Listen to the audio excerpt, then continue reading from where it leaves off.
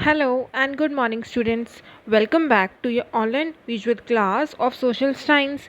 So, this is part 3 of history, chapter number 1, what, where, how, and when. Yesterday, students, I have taught you about manuscripts. What is manuscripts? Those things which were written by hand on a palm leaf or on a birch of a tree which grows on Himalayas is called manuscripts. We have seen that manuscripts were destroyed by insects, and many manuscripts are now kept in temples and monasteries. So today we are going to continue with the chapter, and students, today I am going to teach you about inscriptions. What are inscriptions? So I am going to start read. There were many other things that were made and used in the past. Those who studies these objects are called archaeologists.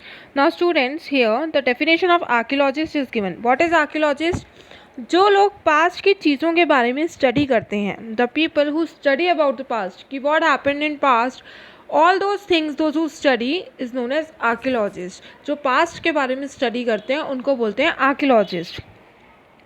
They study the remains of buildings made of stone and brick, painting and sculpture. अब archaeologist क्या study करते हैं?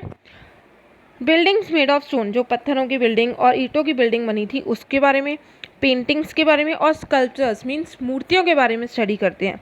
They also explore and excavate, dig under the surface of the earth to find tools, weapons, pots, pans, ornaments and coins. और वो धरती को भी एक्सिवेट मतलब उसको डिग करते हैं, खोदते हैं, ताकि वो फाइंड आउट करने के लिए कि धरती के अंदर, मिट्टी के अंदर क्या क्या था. और जो चीज़ें निकली मिट्टी के अंदर से वो किससे बनी हुई थी? स्टोन से. और कुछ चीज़ें बोन से बनी हुई थी, बेक्ड क्ले से बनी हुई थी और मेटल से बनी हुई थी. Objects that are made of hard imperishable substances usually survive for a long time. जो चीज़ें बहुत हार्ड सब्सटेंस से बनी हुई थी वो काफ़ी टाइम तक सर्वाइव उन्होंने किया.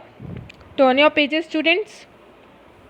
Now see this here, pictures of pot is given, see, and these all are coins. ये उस टाइम पे ऐसे कॉइन्स चलते थे.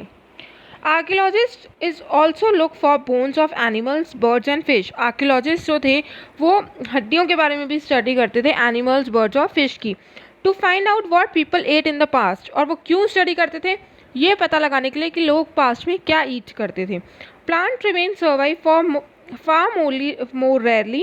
If seeds of grain or pieces of wood have been burnt, they survived in a charred form. Now students, plants तो अब इतने time तक तो रहेंगे नहीं, तो plants जो थे वो मोस्टली डिस्ट्रॉय हो गए थे, और अगर जो थे वो कैसे फॉर्म में थे? चैट फॉर्म, मतलब जले हुए फॉर्म में थे. Historians, underline this. Historians, that is scholars who study the past, often use the source to refer to the information found from manuscripts, inscriptions and archaeologists. Historians कौन होते हैं? वो स्कॉलर जो पास्ट के बारे में स्टडी करते हैं, जैसे आर्कियोलॉजिस्ट होते हैं सेम वही. वो लोग, ये हिस्टोरियंस जो हैं, ये लोग सोर्स वर्ड यूज़ करते हैं. इनको जो भी इन्फॉर्मेशन मिलती है ना, जैसे मैन्युस्क्रिप्ट से, इंस्क्रिप्शन से, कोई भी इन्फॉर्मेशन मिलती है तो ये लोग उसके लिए सोर्स वर्ड यूज़ करते हैं. पर्टिकुलर मैन्युस्क्रिप्ट या इंस्क्रिप्शन वर्ड यूज़ नहीं करते, they use the word source. Once sources are found, learning about the past became an adventure as we reconstruct it bit by bit. So historians and archaeologists are like detectives who use all these sources like clues to find out about our past. Now students, ये जो archaeologist होते हैं, अब इनको सारी information तो पता नहीं लगती, धीरे धीरे ये क्लू ढूंढते हैं. जैसे डिटेक्टिव्स होते हैं, जासूस होते हैं जो, वो धीरे धीरे क्लू ढूंढ के पूरी स्टोरी पता करते हैं. सेम ऐसे ही आर्कियोलॉजिस्ट और हिस्टोरियंस क्लू ढूंढ के पूरी स्टोरी को पता लगाते हैं कि पास्ट में क्या हुआ था. Now our next topic, one past or many. अब एक past था या बहुत past थे? Did you notice the title of this book? Our past. Now student, हमारी बुक का टाइटल कवर पेज अगर आप देखेंगे तो उसमें लिखा हुआ है आर पास्ट. जैसे पेन का प्लूरल होता है पेन्स, वैसे पास्ट का plural past. We have used the word past in plural to draw attention to the fact that the past was different for different group of people. Now student, क्या सबका past same होगा? नहीं, हर किसी का past, हर एक इंसान का past अलग था, इवन हर एक एनिमल का past अलग था, इसलिए यहाँ पे plural form यूज़ किया गया है. For example, the lives of herders or farmers were different from those of kings and queens. जो लाइफ थी farmer और herders की वो बहुत अलग थी king और queens की लाइफ से.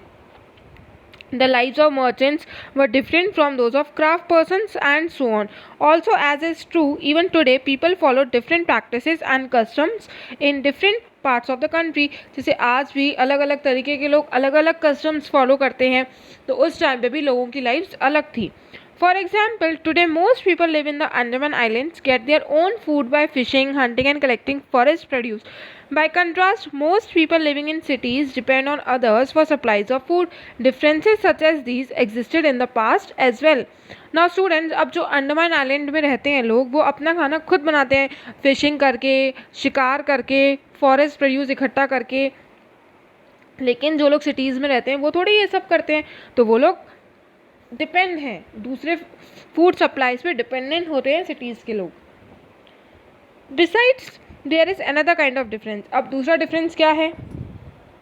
We know a great deal about kings and the battles they fought because they kept record of their victories. Generally, ordinary people such as hunters, fishing folk, gatherers, farmers or herders did not keep record of what they did. अब क्या होता था, जो राजा था वो अपना सारा record maintain करता था कि उसने कहाँ पे जीत प्राप्त करी, किस सिटी के ऊपर उसने जीत प्राप्त करी. लेकिन जो ऑर्डिनरी लोग होते थे, आम आदमी होते थे, वो लोग ये रिकॉर्ड मेंटेन नहीं करते थे. Why so? I don't know. Means वो लोग क्यों रिकॉर्ड नहीं मेंटेन करते थे? Maybe they don't know how to read and write, और maybe the reason is like they don't do any battles, they don't fought any battles just like the king. So these all were the regions.